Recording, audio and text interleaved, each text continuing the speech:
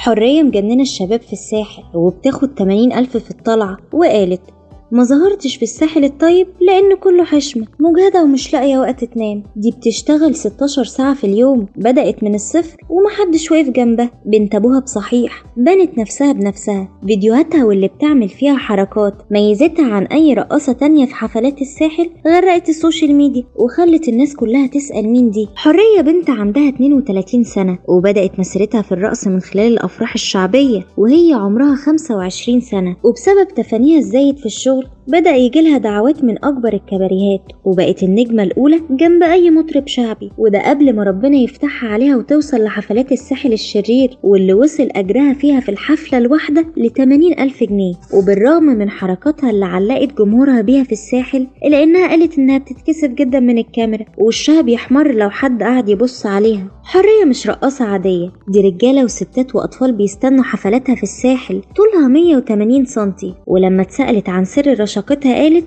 الرقص كل حياتي وهو أجمل رياضة ممكن أعملها. قالت حرية أنا مش مجرد رقاصة الناس بتتفرج عليها عشان جسمها، لأ، أنا طريقتي في الرقص مميزة عن أي حد تاني. حرية فعلا بقت نجمة الرقص الأولى في الساحل، ولأن النجمة الأولى دايما بتكون مادة سرية للإشاعات اتقال عنها إنها متجوزة وجوزها منعها تصرح عن هويته، وناس قالت إنها منفصلة ولكنها احترفت الرقص بعد ما اتطلقت عشان تنتقم من طليقها.